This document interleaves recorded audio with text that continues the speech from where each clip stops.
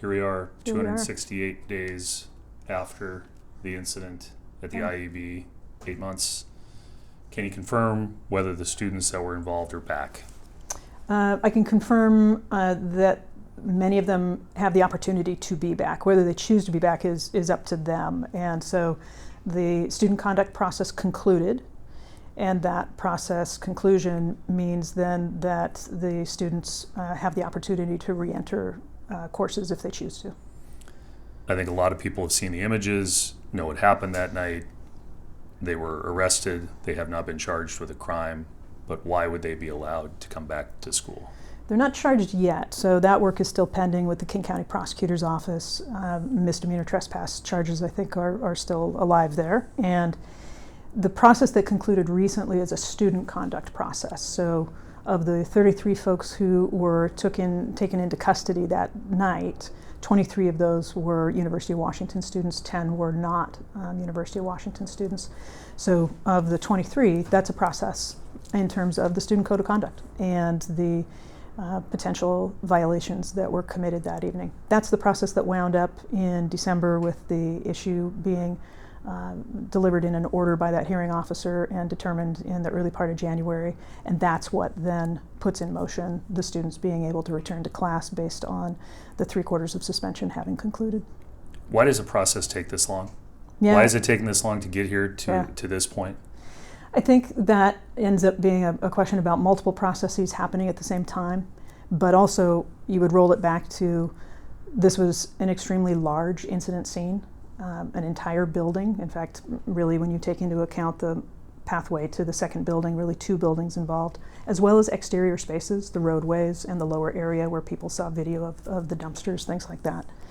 It also involved not just the 33 people who were arrested that night, but many, many more that were shown in the video around the building and inside the building earlier before the intervention. So it was a big crime scene. Large crime scene with multiple jurisdictions involved, a lot of evidence to be reviewed, and that has to be done really methodically to get it right. The University of Washington Police Department is a small, hard-working, very hard-working police department, and I would say we greatly appreciate the support of the law enforcement agencies who really have helped in that, both the intervention, but also the accumulation and the careful review of evidence after the fact.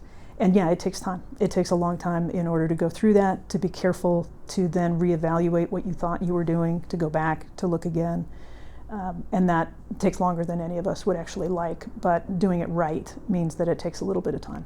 You just called it a crime scene. I know there are people who have given us feedback saying, I don't understand how these kids can be allowed back on campus given that. Mm-hmm.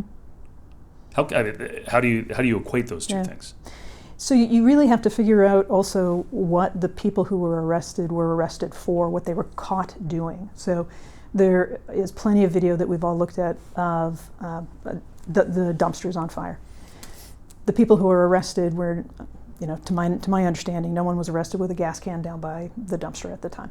And that is something that is a problem. But for the folks who have been processed through the student conduct process, that's a different set of facts. And so you have to hold people accountable for what they are held accountable for what they have been charged with and found to be accountable for. And that may not meet everybody's interests when people look at video, when they think about the totality of what their eyes are showing them in a video. But again, when someone is held in custody for something, is charged with something, the evidence has to match up with what they're charged with. Wasn't there an argument they were arrested inside and that's where all the damage was? I don't think that is accurate, though, as far as where all the damage was. There was definitely damage inside the building, and whether people were actually caught in the act of committing that damage ends up being part of the problem in terms of reviewing what your evidence is. There were no surveillance cameras inside. At that time, one of the things to remember, and it is 8 months ago, that was a really, really new building at the time. It still is a new building, but really new. It was really more in kind of soft open mode at that point. And so there were several punch list things that were not done. There were not security cameras in the entryways. There were not security cameras at many of those doors at that time. Doesn't that make it harder to prove any sort of case? I think I think you would have officers and prosecutors all over who would say that video evidence of anybody doing anything is always helpful to them. Have any changes been made there? Are there surveillance cameras in there now? We call them security cameras. So security cameras, yeah, people will see those as they enter the building there, particularly at that main entrance, but also at the main floor landings. There was an argument that one of the people out at the tent gave me this morning, that these were people that were exercising their free speech. Why wouldn't they be allowed to be back on campus? You've obviously heard the argument against that, but how do you argue that these were people that were just exercising their free speech? They shouldn't have been arrested for doing that. I think if folks had just been exercising their free speech, we wouldn't be having this conversation right now. We would not have a process that we're needing to go through for both conduct and the potential for charges. So had it been a free speech, and we have events on campus all the time that are free speech events, and we are greatly supportive of that. That's part of being the University of Washington and being a place of exchange of information and ideas and inquiry. So free speech is fundamental, and if that's what that event had been, again, we probably wouldn't be talking here right now. I've talked with the Jewish Alumni Association, as I'm sure you have, who feel that because there's been no accountability here, that it has just emboldened further action here in the future like this. How do you respond to those groups who say that you haven't done anything? Yeah. I think we try to have conversations with folks to answer some of those questions and show how the accountability has worked for different events, not just this one, but for multiple events on campus. We try to show folks how the student conduct process works. We try to explain to folks how the campus safety efforts really work between staffing and, again, conduct and things like this. So it's a difficult conversation to have with some folks, but the commitment is really strong. This needs to be a place where everyone feels safe and welcome to be. That is fundamental for any student, any faculty member, any staff person, any visitor who's coming onto campus. We're a place where people should be finding their path. That is true of all students, anybody who's doing academic research. And the environment matters, and our commitment to safety and to both preventing issues and to responding appropriately is solid every day. And yeah, we're challenged sometimes in how we do that. And freedom of speech is difficult that way, knowing how to support people when sometimes what they're hearing is perhaps uncomfortable. We are trying to be, like everybody else in our world, are trying to be as alert as we can to when uncomfortable flips over into threatening or unsafe or intimidating, because we can't allow that. That's not about a culture of inquiry and exchange and respect. But wasn't the incident that night exactly what you said you shouldn't allow? So are you intimidating and violent and right. Making people fearful of and walking people, on campus? And so what's the question there? Well, you said there's certain things you can't allow. Right. And so there was an intervention. And there was a conduct process. And you do get to the end of a conduct process. I mean, there are results from a conduct process. And when people are held accountable, when the decision has been made, when that decision is carried forward, then students then have to live by that decision. And for many students, they will be resuming their studies. But then who's been held accountable for the damage, the $1 million worth of damage that the UW reported? That will be an ongoing issue and isn't addressed in the student conduct process. I can't speak to whether that gets addressed in the criminal process. I know that I've heard from people personally that they feel the University of Washington Police Department bungled this investigation because there were no cameras inside the building, that this activity was allowed to go on, that there haven't been any charges filed, either misdemeanor or felony charges. So I ask you the question point blank, was this case bungled by the University of Washington Police Department? I would say charges have been filed, so that would be a mischaracterization. I mean, the department has worked extremely hard from that night. There have been no charges filed with the prosecutor's office. There's been no charges filed by the prosecutor's office. There's no misdemeanors, no felonies. Charges get forwarded by UWPD. Right, but there's been no charges filed. So charges get forwarded by UWPD. I think as far as filing by the prosecutor's office, you'd have to talk with the prosecutor's office. And the prosecutor's office has said they've requested more information. Yep. Yeah, and so we talked about that a little bit before. So again, That work has been ongoing, and we're grateful for the work that people are doing to help UWPD in assessing all of the evidence and in looking at all of the potential evidence routes to continue to do in order to get that right when they do file charges. So there, again, is a huge amount of information to look at from the beginning of that event over the hours that it took through intervention and through processing of both the folks who were arrested and of the entirety of the scene. And again, it takes time, and that collaboration has been really good with the other law enforcement agencies, and I think, has been really positive. And so I would say, again, the work has been really hard, and the idea that somehow the amount of time that it's taken indicates that it's not important to people would be false. That would be a very wrong assumption. What could the prosecutor's office be potentially asking for at this point, 8 months after it happened? That would be a great question for the prosecutor's office. I know they've asked for more. They've told me they've asked for more. Yep. I'm not sure that's unusual. I mean, I don't think that would be something where they would say, well, we've never asked an agency for more before. Do you believe that there were felony level charges there that night, or is it right now the University of Washington Police Department kind of focusing on a misdemeanor case? That's going to be a better question for Casey and the prosecutor's office, I think. Some had argued, especially in the weeks after it happened, that the University of Washington Police Department should have maybe asked for additional help from the Seattle Police Department or from an outside agency. Do you believe at this point that other resources were needed to make the case?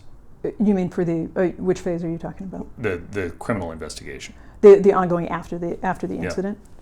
I don't think that is something we would rethink. I mean, again, UWPD has the lead resources, but we did have good collaboration from those departments in terms of looking at evidence and in terms of compiling body camera footage, and that support was great, and we're really grateful for it. If the University of Washington, with hindsight, had a chance to look at this and look at the incident and how it was handled, would you do anything differently? We probably would do a few things differently. We would typically not share out sort of an after-action report about the intervention and about the processing of the site, and so that's not something where I think we would rethink that, except for with our partners about, here's how this happened, what's the feedback, how do we do this better next time.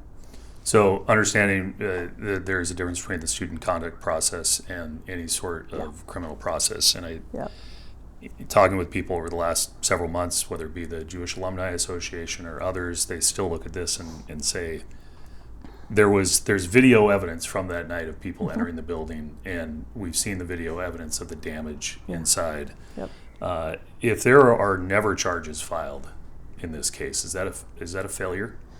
That would be a shame. It would be a lost. That would be, I think, a lost opportunity, and I think we would be disappointed by that.